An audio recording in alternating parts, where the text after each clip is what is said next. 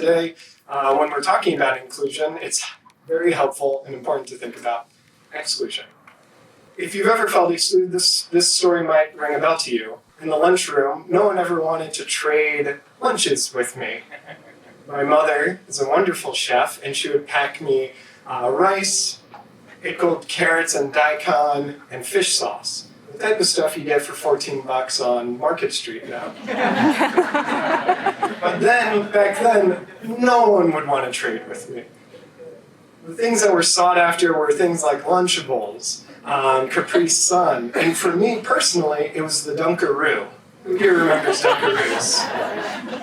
No matter how hard I tried to trade and peddle rice and cilantro and jalapenos, I would never get a Dunkaroo. They would say, your food is stinky, we don't want that. And I remember crying and telling my mom this when she was packing my lunch, and sort of it going by unnoticed by her.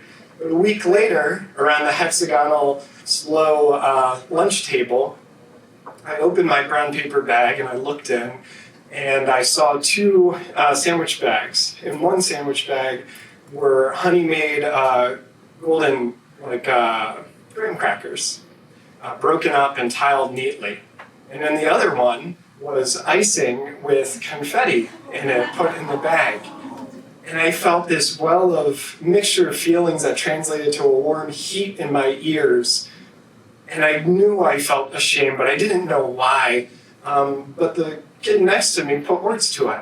He looked into my bag and said, "Oh, you're so ghetto, Daniel." And everyone around the table started laughing, right? And it was just that word, that feeling made me fill with resentment, feel that I don't want to be a part of this, I don't want to associate with this. For much of my childhood after that, when I went into middle school, had a chance to identify myself, I chose a different approach. I told stories about my mother, and I gave her an accent she did not have. I put her down and made her lesser so that I could seem superior. This made my peers comfortable with me, and it's something that I started to resent and hate in myself as I grew up. This is a common practice that we do when we want to feel comfortable in a space. You might have had the experience where you're presenting an idea at a meeting, and you introduce it, you preface it with, "This might be a crazy idea, but," and then you tell your story. You say you're crazy to contribute to a group. You put yourself down so that other people feel comfortable with your presence. It's when we exclude ourselves from that conversation, when it's a detriment to ourselves, and it takes decades to recover, and even longer to have vocabulary to talk about it. That's why we have Maira Benjamin coming on stage today. And she has 3 decades of experience being in technology as a woman of color. So when we think about this theme, and we think about how we exclude ourselves in the hopes of being included, Maira Benjamin is a perfect person to talk about this today. So everyone please give a warm Oakland welcome to Maira Benjamin.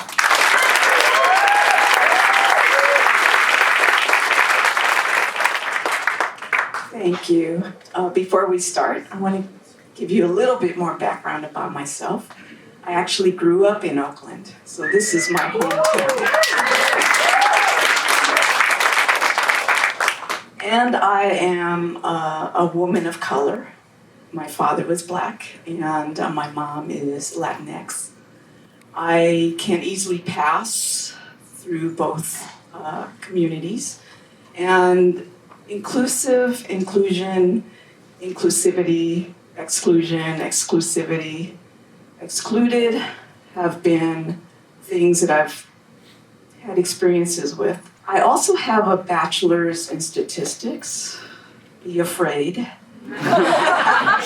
Because that means I love math, and yes, there will be math. But I'll explain it. It's just a framework for us to think about inclusivity and inclusive.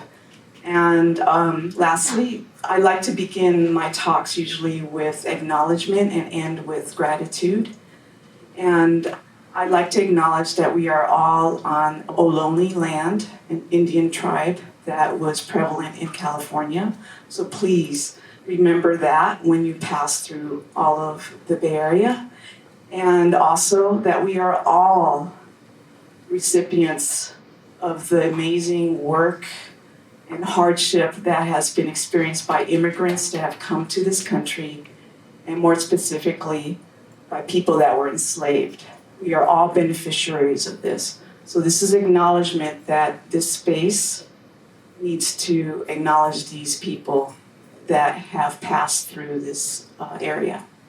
With all of that, I want to begin, and thank you for coming to my talk. So I have a perspective about inclusivity, and included. First question, how did you feel when you were looking at some people and say, why do they get to go to the front row? Think about that. You can yell out what you feel. What did it make you feel like? Anyone? Less than. Less than, thank you. How about the people that got lollipops? What's up with that? You know, what is that? And so this is how I want to open it, is that we are all recipients of some form of privilege in one time or another in our lives, no matter who we are. In this space, a few of us got some privileges that other people didn't get. And just wanted to put that out there for you to think, because it doesn't necessarily have to involve race, class, or orientation. It could be the circumstance. So a few definitions, because we can never start on these things without some definitions. Inclusive, containing as part of a whole, and I like being very succinct with my definitions. Exclusive, excluding or not admitting other things. So these two are opposites of each other. You're either included or excluded. There isn't a gray area here. There isn't a middle in between.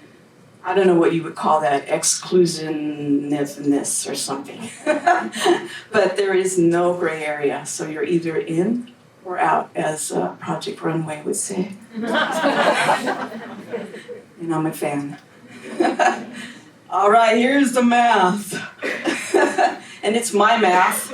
It's not out there, but it's a framework, so we're gonna work with it. Inclusive percentage, so let's say that's 80%, versus exclusive percentage, which is maybe 20%, because there's always 100%. You're either one or the other. Usually equates or has a relationship to equity. Think about that. The arrow sign in math is scientific notation of approaching towards. If equity is less than 0, which means the exclusive percentage is greater than in the inclusive percentage, we're approaching a less than ideal situation for equality. Think about that, because what we want is to approach more equality based on inclusion and exclusive percentages. Does that make sense? You guys with me? Shake your hand. See, that wasn't bad. I love math. All right, let's get into this a little bit more. In gaming theory, which is a subset of statistics and economic theory, there is a concept called zero-sum game. What does that mean? Yes, winner take all, or losers don't get anything. I represent this with inclusive and exclusive as a pie. So let's say you're going to a birthday party and there is limited amount of cake always. We want unlimited cake, but it doesn't work that way. Someone takes a piece of that cake. That means there's less cake available for everyone else. It's the same way with inclusion and exclusion. If the blue part of this pie is inclusive and the outside is exclusive, which is mean there's more exclusion out there, then it's not as fair to people. We want half or more for the inclusive part. This is a really insidious thing in our society, by the way. We are all governed by this, and I'm going to come up with some examples a little later. It's rooted in a lot of capitalism, and some economists will argue with me that capitalism is not a zero-sum game because apparently there's expanding amount of money or whatever, I don't know. But if you think about it, we have a lot of wealth inequality at the moment. And I've started to believe that capitalism is actually more of a zero-sum game than the economists want us to believe. Yes, we can snap to that. This plays out in our lives in various ways. For some reason, we always think, oh, only some people get to be rich. Only some people get that VIP privilege for the concerts. Only some people deserve housing. It's really insidious, even in our families. So I'm going to go through some of these examples with you and maybe give you some of my own personal examples as well. All right, let's talk about technology because, hey, I'm in technology. I know that you're probably thinking about, oh, we're probably going to get into diversity. I have diversity fatigue. We're not going to do that. What I want to point out here with technology is that there are very many instances of examples where we have inclusion and exclusion, but more exclusion. How many people remember that we had a chance to have 2 women walk outside of the equipment that we had circling outside the Earth? And guess what happened? There was only one medium suit. And we lost that opportunity to see some history. But why did that happen? It had nothing to do with whether women were in the design of this. It had to do with the fact that people that were thinking about this were not inclusive of the possibility or thinking of the possibility that there are smaller sized people. This also plays out in the military, oddly enough. Women that sign up for the military find that the equipment that is assigned to them is too large for them. Boots are big, guns are large, clothing is big. Why is that? Because there was not inclusive thought going into this. And the reason I'm avoiding whether there's diversity on this and that, it's all about thinking, expanding your thoughts to a class or a problem set. And it doesn't necessarily mean you have to be white or black or Latinx or LGBTQ. It means you need to expand your thought process around that. Last example for technology is, I distinctly remember this about, I think 5-10 years ago when I did a search for black girl.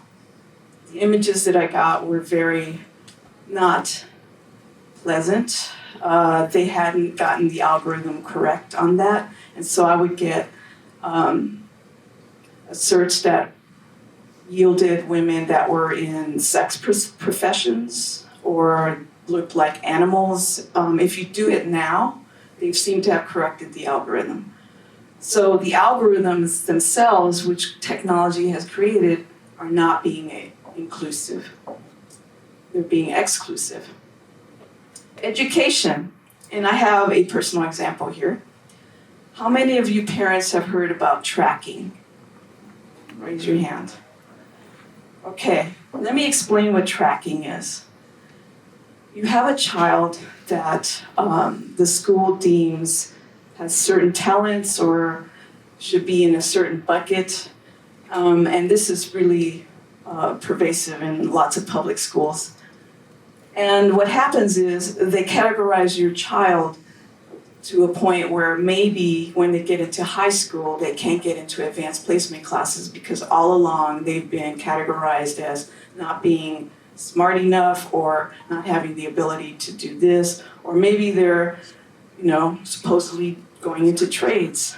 They've never asked the child or the parent what the desire is. They just go ahead and track this kid. I have a daughter, and luckily she's studying for a doctorate in biochemical engineering. Please clap.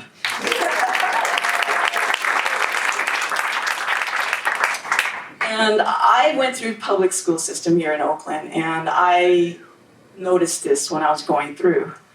They were categorizing me as, because I couldn't speak English for most of my elementary school career, they thought that I wasn't capable of understanding math or whatever. But math is an international language. Unfortunately, they didn't understand that.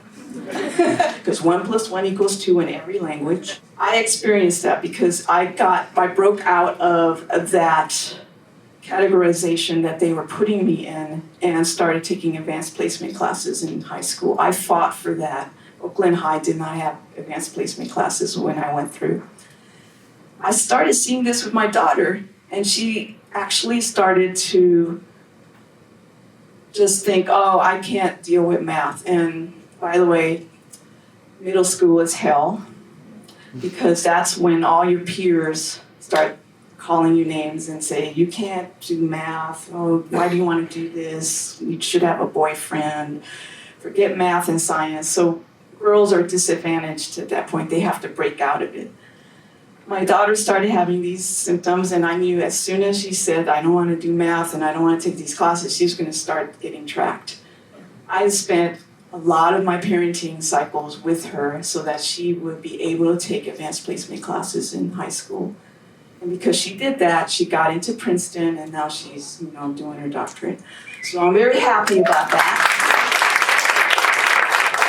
But my point there is that they are creating an artificial exclusionary class that only a certain kids can take these classes, experience these things, and this cuts them off for the rest of their lives.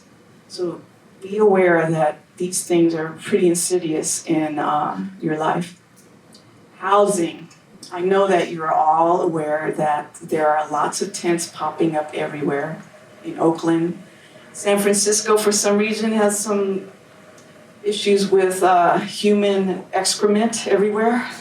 Did you see that map? The whole city is brown. Why is that? Because real estate developers and city planners are not including, are not aware, they're not, I don't know if it's being purposeful, but in their thinking, they are not thinking about housing that is going to be beneficial for people that can't afford the astronomical prices of our housing. And let me tell you something, all of us are in this gentrification cycle at one point or another. We may buy a house in a neighborhood, and the next thing you know, that neighborhood starts attracting other people, the price goes up, and then let's say you want to move, that's when you get sticker shock, and then you're going to be in part of that whole cycle. But housing is one of the examples where I'd like to say we can be more inclusive of people when we plan these things out. Health. I bet you didn't know that all the cancer treatments that we have in medicine can be attributed to one Black woman named Henrietta Lacks. Did you know that? But for some reason, her family hasn't benefited very much, but that's a long story. Health, medicine. Medicine has long been distrusted by communities of color. And why? We have the Tuskegee experiments. We've got this example of Henrietta Lacks, which she apparently, they just let her keep going in there and they let her die horribly of cancer. We have, earlier on in medicine, they would just ask for volunteers and shoot them up with viruses and cancer just to do experiments. These are all examples of medicine discounting people's lives and not being inclusive of what it is they're trying to do.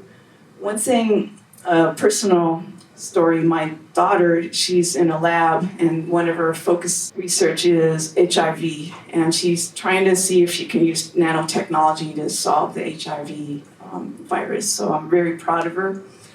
It's a long research cycle, But she is in the lab. They brought in the Zika virus. Now, if you're not familiar with this, Zika is very detrimental to women who are pregnant and, of course, other people, but specifically women.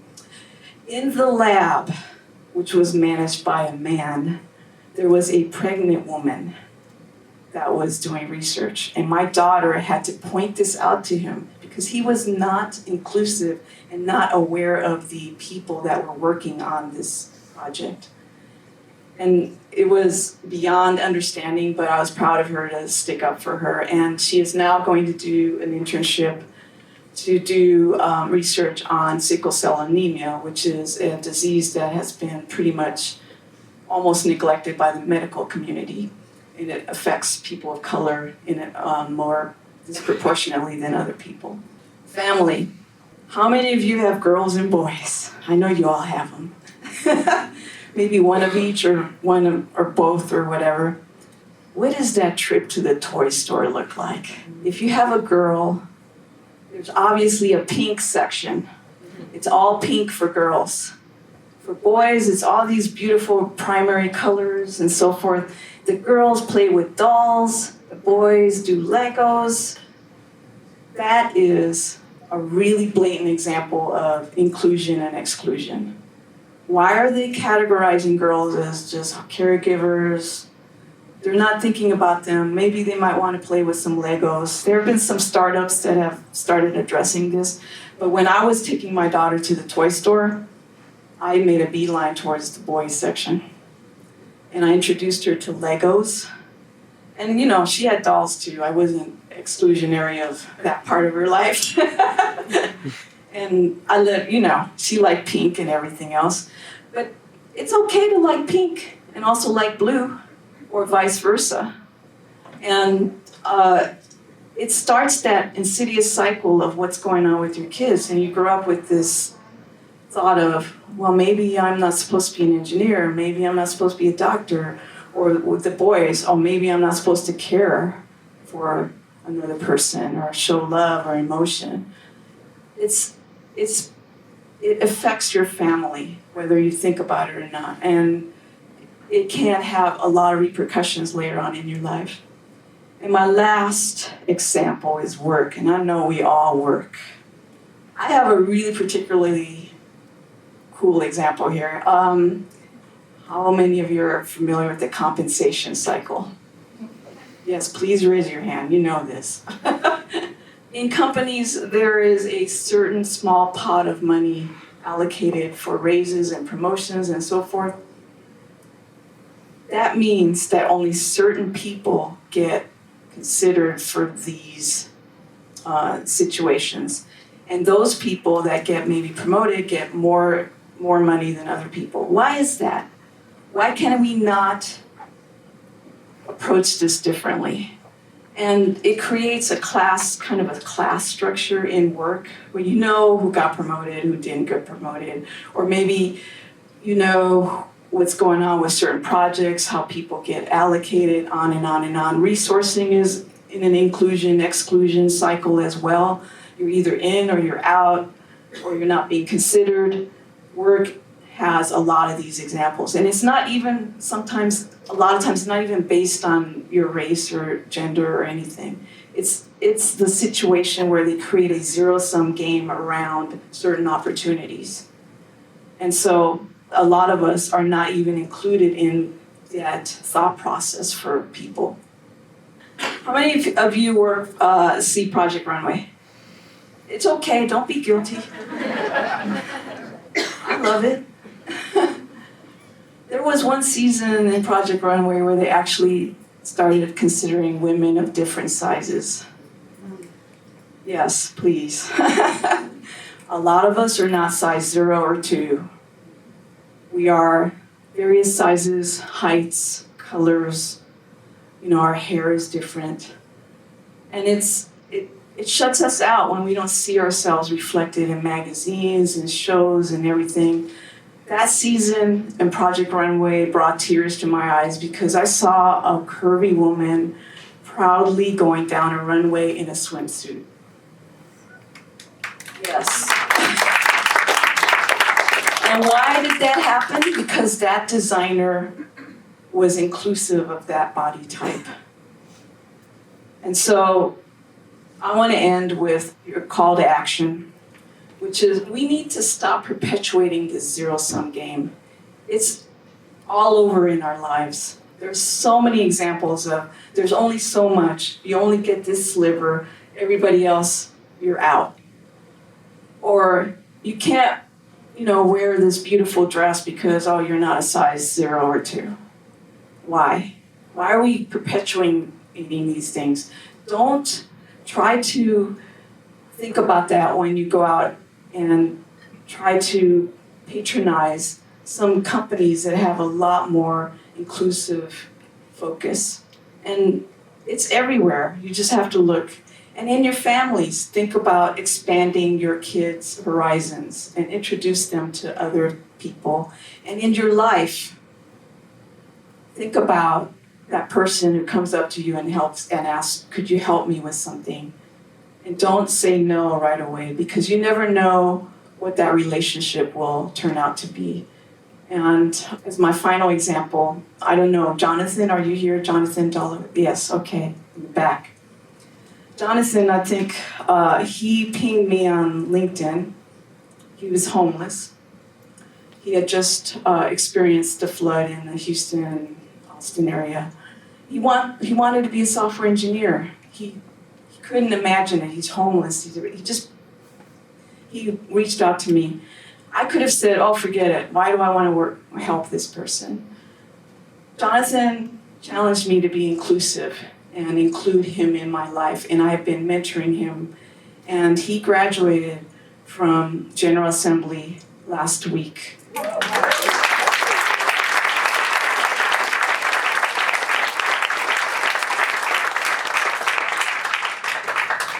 That's what can happen in your relationships when you're inclusive of other people that aren't like you, that maybe bring a different perspective. Hey, I know this political climate is very difficult right now. Do the right thing. Talk to people.